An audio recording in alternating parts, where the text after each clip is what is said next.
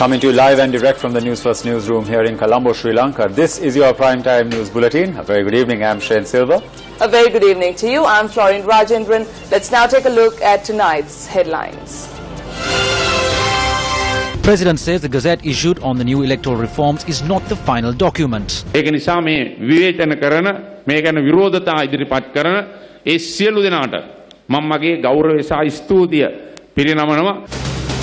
th Amendment of the Constitution to be taken up for debate in Parliament tomorrow and the day after.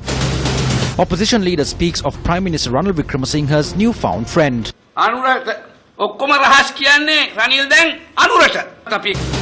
Former Minister Mahinda Ananda Alutgamage summoned to the police FCID. Startling revelation on the root causes of the drug menace in Chilao exposed. Deadly attack on the Afghanistan Parliament. Taliban claims responsibility.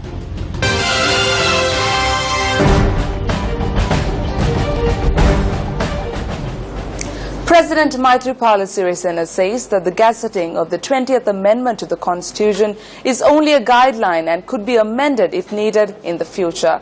The President made this statement while addressing an event held at the Kotikavatta Mulleriyawa Pradeshya Sabha today.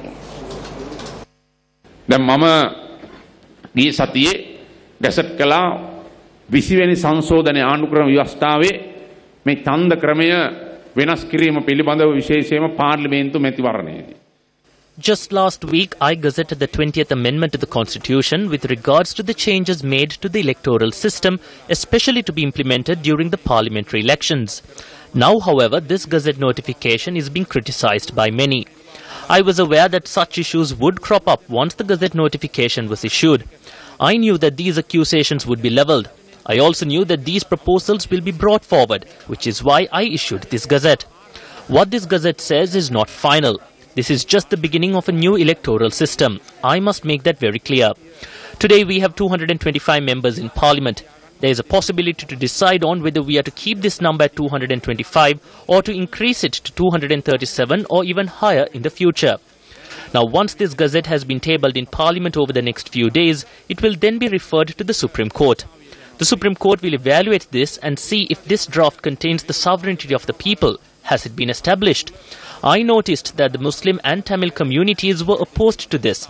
They charged that there was a certain amount of unfairness towards them in this. Then when you consider the minor parties, which is the JVP and the JHU, though they do not have much of a public representation and though they have very few representatives in Parliament, these parties display very good qualities. So this gazetted amendment is only a guideline. It can be reversed to a new gazette if needed. We can make the required amendments. It can be changed in line with the ruling given by the Supreme Court. As necessary amendments can be made to this gazette by the Parliamentary Select Committee, the factors regarding the new electoral system have been clearly presented. So I express my gratitude and thank those who criticized and opposed this. ඒක නිසා මේ විවේචන කරන මේ ගැන විරෝධතා ඉදිරිපත් කරන ඒ සියලු දෙනාට මම මගේ ගෞරවය සහ ස්තුතිය පිරිනමනවා. The head office of the Kotikavatta Mulleriyawa Pradeshya Sabha was declared open today after being renovated under the auspices of President Maithripala Sirisena.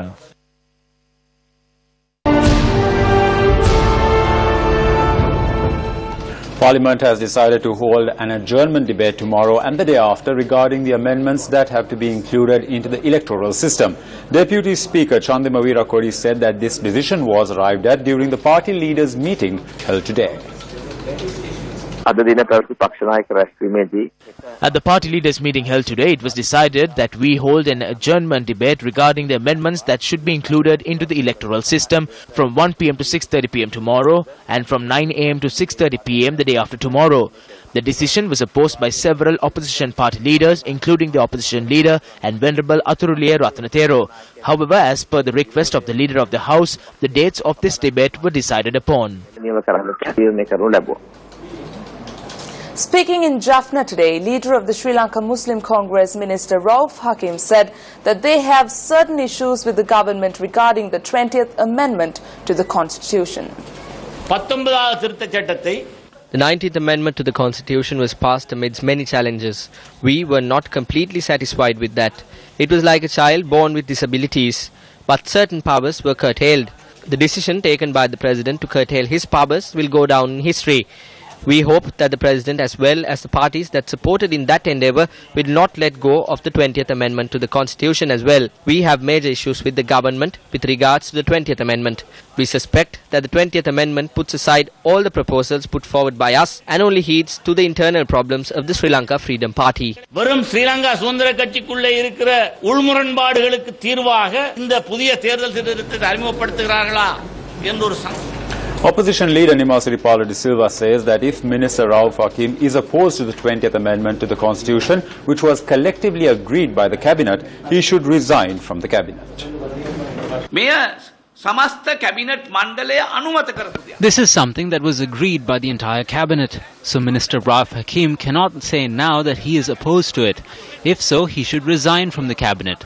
So it is also evident through this debate, which is to be held, that Prime Minister Ranil Wickremesinghe is playing a little political game here. We can clearly see here that this debate is being called not by any pure means. Anura Kumara Dissanayake is quoting Prime Minister Ranil Wickremesinghe saying that the 20th Amendment will be defeated. These two are buddies now. Anura Kumara Dissanayake tells all his secrets to Ranil now.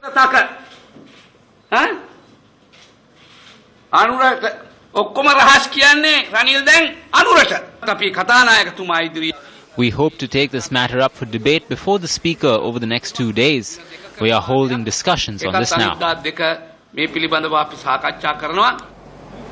Responding to the statement made by Minister Rauf Hakim, President's Counsel Faisal Mustafa said that President Maithripala Sirisena will at no instance use the 20th Amendment to the Constitution to solve the internal issues of the Sri Lanka Freedom Party.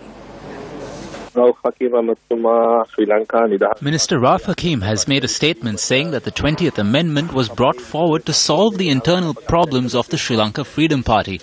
However, there are internal issues at any given time.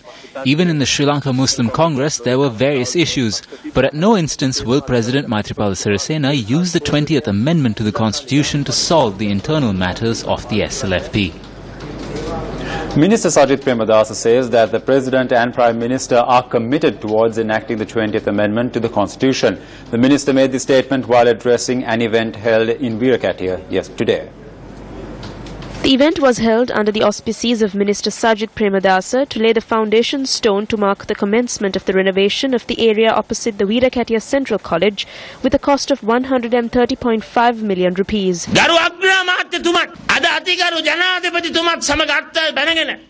Today, both the President and the Prime Minister have joined hands together and arrived at a clear stance that the electoral system must be changed and that the 20th Amendment to the Constitution must be enacted. We as the government of good governance are bound to give priority to the needs and wants of the general public. There are rumours being spread that the UNP is against the 20th Amendment and that there is a rift between the President and the Prime Minister. At this point of time, I would like to very clearly state that no one can break this government of good governance.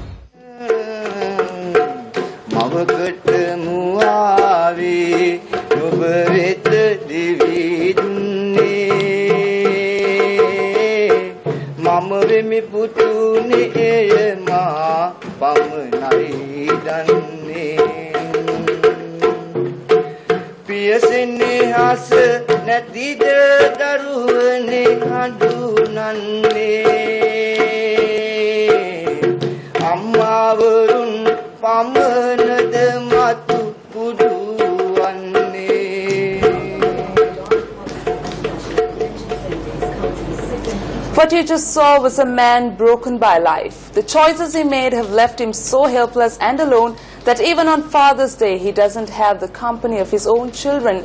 That begs the question, what were those choices? The answer to that is a tragically common story of substance abuse. There are many like him who want a fresh start in life. Some of them can be found seeking assistance at the newly created rehabilitation center established under the National Dangerous Drugs Control Board. Newsfirst takes a look at the drug trade fueled by a few profiteers who have infiltrated even our schools and what it might take to protect the most vulnerable members of our society. The use of heroin in Sri Lanka dates back to 1983. However, it became an epidemic among school children not long ago. The airport, the harbour and the coastal belts of Putlam, Kalpiti and Negombo have been identified as the three main entry points through which drugs are brought into Sri Lanka. Drug smugglers use this coastal line on a regular basis to ply their trade. When Newsfirst looked deeper into the matter, it was revealed that the heroin and Kerala ganja trade is a largely common racket taking place along the coastal belt of Chilau. According to those engaged in the racket, there are a group of Indian representatives in Sri Lanka who are known as the buyers. The Sri Lankan smuggler pays the Indian buyer, and in return, an accomplice of the buyer in India is informed by the buyer to pay the drug dealer the relevant amount without having to actually transport the money across the border. In the smuggling world, this is termed as undial. Those who ply this racket say that after this amount is paid, Indian trawlers come to deep sea at night and gives out a signal that the payment have been made through means of light signals. Then the Sri Lankan smuggler draw closer to the Indian trawlers and complete the transaction where the drugs are collected.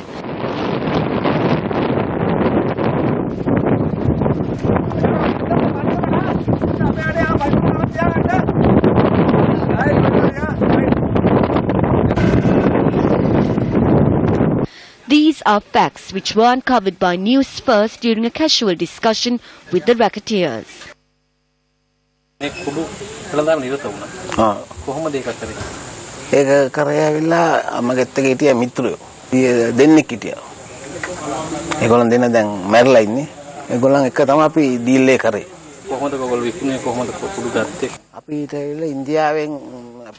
Deep Sea of Negombo, that is where the deals take place.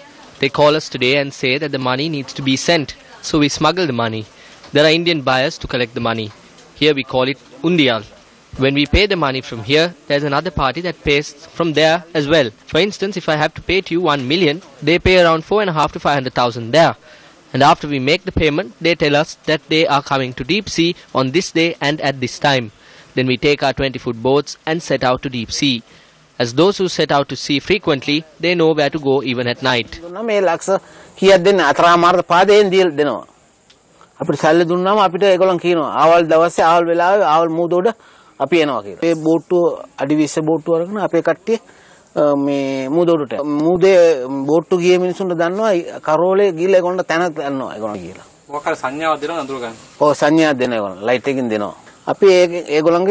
transfer කරගන්න. ලංකාවේ check point තියෙනවා නම් මම ඔක්කොම දෙන්න කොහොමද කියන්නේ?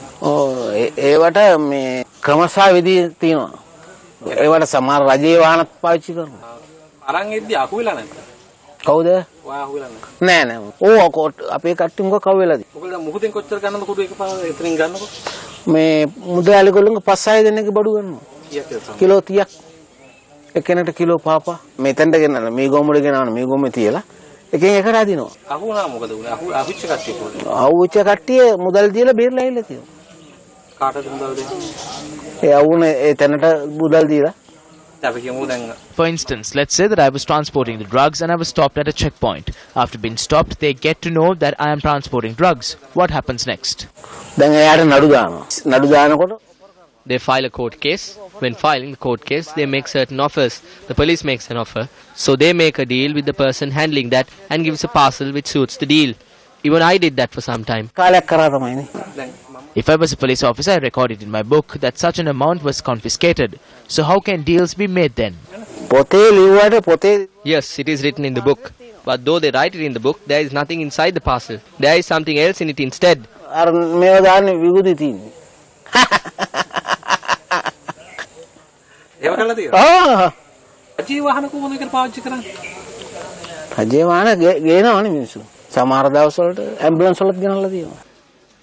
Although the foundation of this entire drug racket was something beyond extraordinary to the ordinary person, we came across a group of people to whom this is something common. These group of people are the fishermen seen on the shores of the beach. This racket is carried out using mainly unknown boats and also boats used for fishing. The Chilau coast is quite close to India, so because of that, drug smugglers come to the country quite frequently on a daily basis. I have seen it many times. We see them exchanging a tiny parcel of around 3 to 4 kilos. We have even called 119 and told them about it. When we call and tell them about it, they tell us to capture the smugglers and hand them over if possible, and that they cannot turn up as and when they are told. We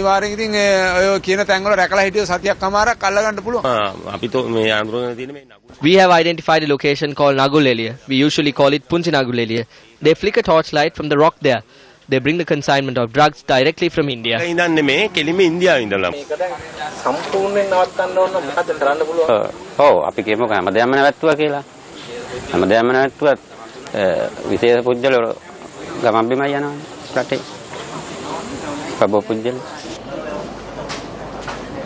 The Janata Vimukti Peramuna is creating awareness among the public about the effects the drug menace has on the country. Views were expressed with regard to this at a JVP Balamandale meeting in Kalaniya yesterday.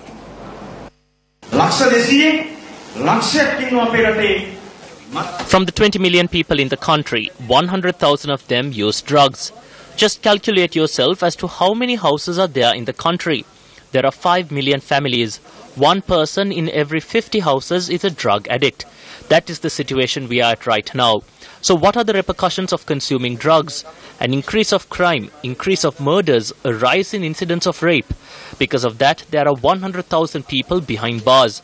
Of the population of 20 million people in the country, 100,000 of them consume drugs and are in prison. The youth do not have employment. There is no proper framework for it. So this leads to the consumption of drugs among the youth. This must be changed. Shape this country by giving jobs to these youth. Say no to drugs. National program to raise awareness to stop the rapid spread of drugs across the country. Phase 1 on the 26th, 27th and 28th of June in the Northern Province, covering all districts. Phase 2 in the Southern Province. Phase 3 in the Central Province. Phase 4 in the Eastern Province. We will visit your home to create a drug-free country. Say no to drugs. A social responsibility undertaken by Sirasa, Shakti and Newsfirst and the National Dangerous Drugs Control Board. On to another story that made the headlines tonight now. Former Minister of Sports Mahinda Aluthgamage was summoned to the Police Financial Crimes Investigations Division today. Police media spokesperson ASP Ruwan Gunasekara said the former minister was questioned regarding alleged irregularities said to have taken place in the purchase of sports equipment worth 39 million rupees by the Ministry of Sports through Satosa. ASP Ruwan Gunasekara said that former Minister Mahinda Aluthgamage was questioned for 3.5 hours from 9 a.m. until 12:30 p.m. today. Officers of the Criminal Investigations Department made a request from the Colombo Chief Magistrate to investigate 3 bank accounts belonging to the Rakna Lanka company. Colombo Chief Magistrate Gihan Pilapetiya, who heeded the request, postponed the case until the 8th of August. The CID commenced investigations into the Rakna Lanka company after it was revealed during a separate investigation carried out into the floating armory discovered at the Galle Harbour that the Rakna Lanka company had connections to the floating armory. The investigations also revealed that weapons were being stored in the premises of the BMICH. Following these discoveries, the CID commenced further investigations into the Rakna Lanka company. Still to come on the news tonight. Taliban gunmen explode several bombs in the Afghan parliament in Kabul. Await details on the Newsfirst International desk.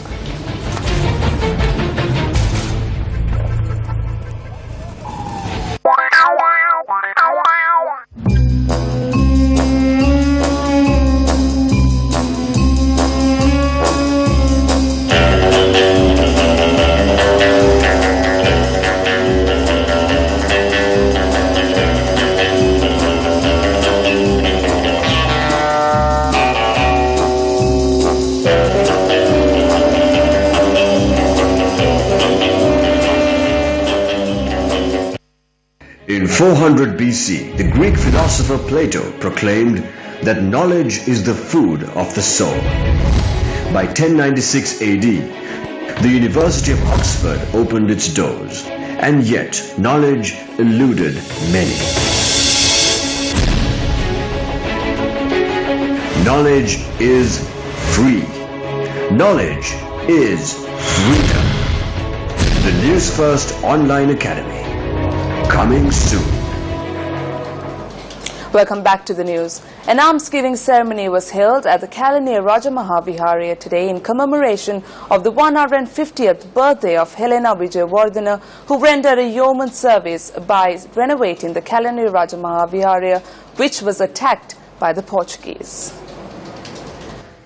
Wife of D.R. Jayawardena, Helena Jayawardena, took the initiative, using her own wealth, to renovate the Kalaniya Rajamahaviharya, which was destroyed by the Portuguese.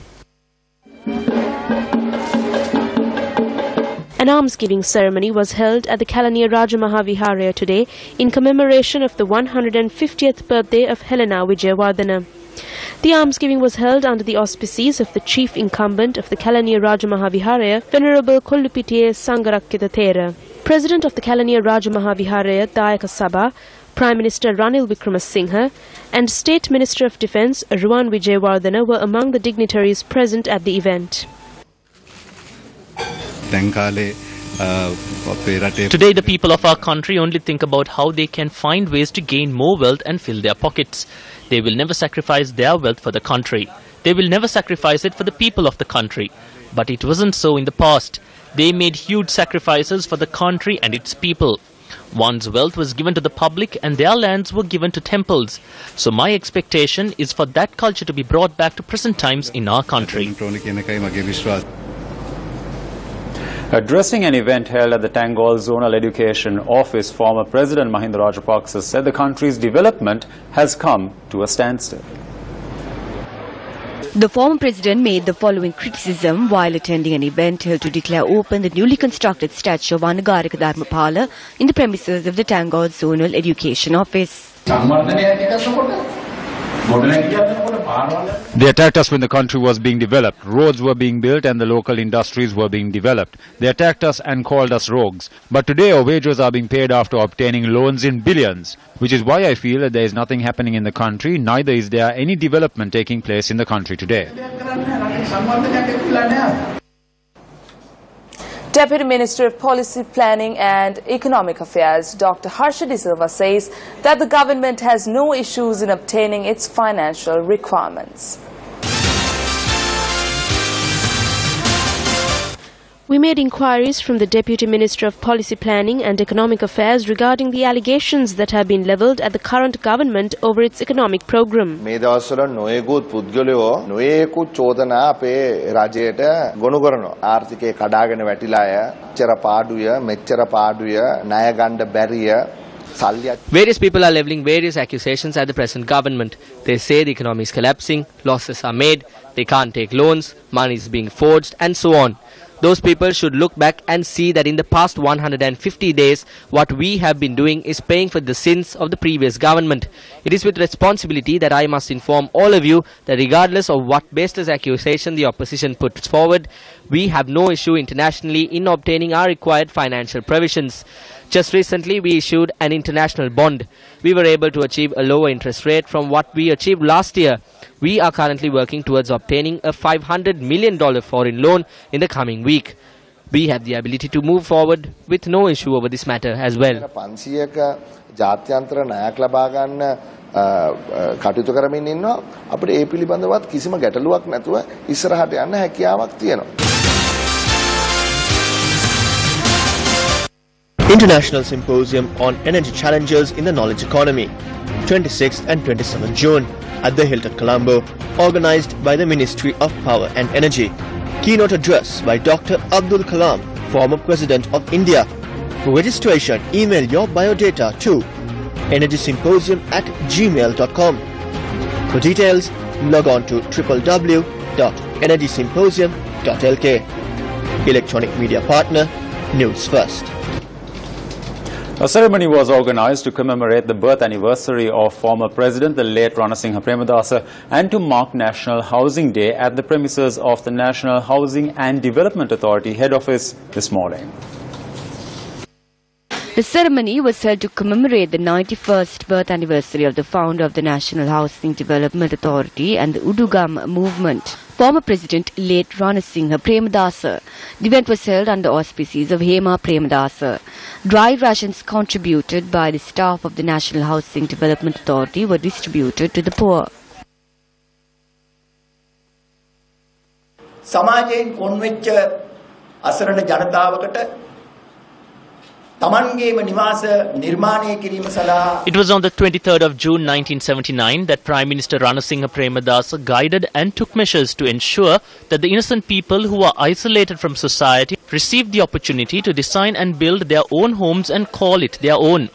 Villages that were not known came into the forefront due to the housing project which was initiated by late President Ranasinghe Premadasa while in the capacity of Prime Minister on the 23rd of June 1979. This allowed the deprived to design their own houses.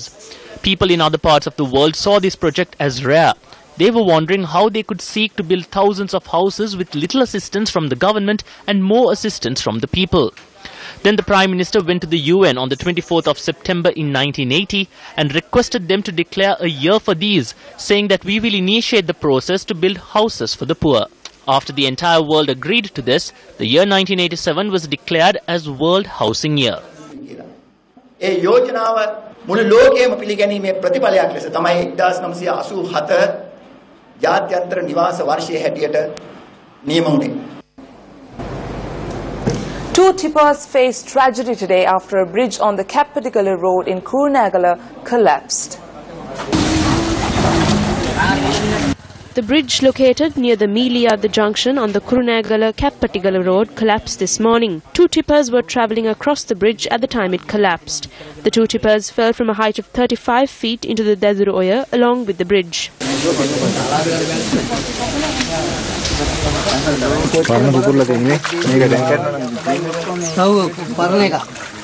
The driver of the second tipper was admitted to hospital with injuries. When there was about 3 meters left, this accident took place. The other tipper came from the opposite direction.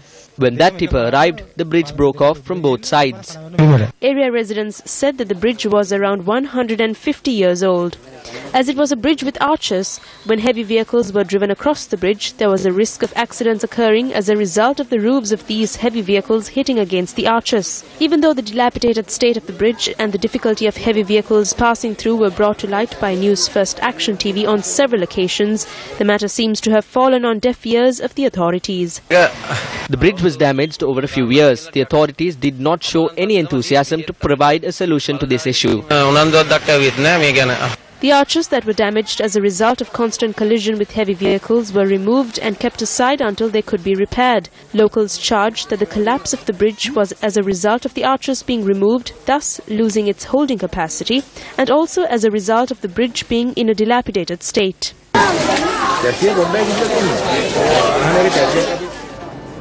Hambantota was an area that underwent rapid development and was a center of attraction under the previous regime. However, this is the fate that has befallen a convention hall which was constructed in a district which was once the center of development. The Magampura Mahinda Rajapaksa International Convention Centre is country's second international convention hall. Since its opening in 2013, only 2 international events have been held. The Commonwealth Youth Forum and the World Youth Conference, while the last event that the hall hosted was the annual concert of the Carlton Preschool. The Navy personnel who have been left in charge of the maintenance activities at this convention centre have a great responsibility to protect this facility as it shows sign of depletion. In addition, the night markets that was to be affiliated with the conference hall is no less of the same fate. Though the Urban Development Authority commenced construction only 6 months ago, all construction activities have come to a halt. Our correspondent stated that the contractors have abandoned the said project. The area is covered in shrubs and is now left in a dilapidated state. Animals too have encroached into the premises. The raw materials and equipment which were brought for the construction are now lying around unused. News First, you reporter, Regional Convention, Southern Province. Who is the best you reporter in the Southern Province? Coming soon.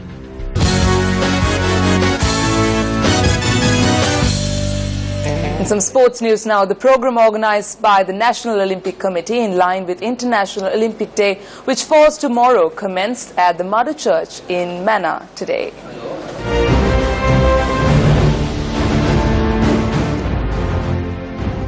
program organized by the National Olympic Committee in line with International Olympic Day is taking place today and tomorrow in Mana. The Olympic torch was blessed at the Madhu Church, marking the commencement of the program. A number of school sportsmen and women, as well as National Olympic Committee officials, took part in the program.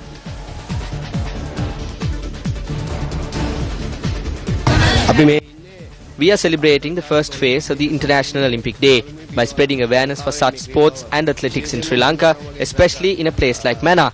I believe we are able to mould good citizens. Today, badminton and basketball training camps were conducted at the Mana Urban Council grounds. The Olympic relays and official ceremony for the International Olympic Day celebrations will take place at the Mana Urban Council grounds tomorrow. Sports First are the media sponsors for the program.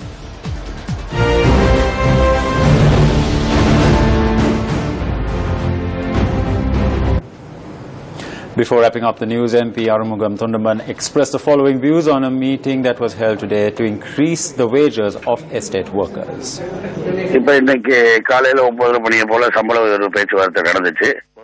A meeting between union leaders and Estate Owners Association who are to sign a joint agreement was held this morning for the increase of salaries of estate workers. The meeting went on from 9 a.m. to around 12 p.m. The Estate Owners Association has requested a time period of 1 week. Therefore, the meeting was postponed to the 2nd of next month at 10 a.m. We presented some demands to speak to the companies. Therefore, we hope that a decision will be made on the 2nd, or else we will go for the next step. Well, that's a wrap of tonight's edition of Primetime News. For the Newsfirst team, I'm Florine Rajendran. And I'm Shayan Silva. Take care and good night.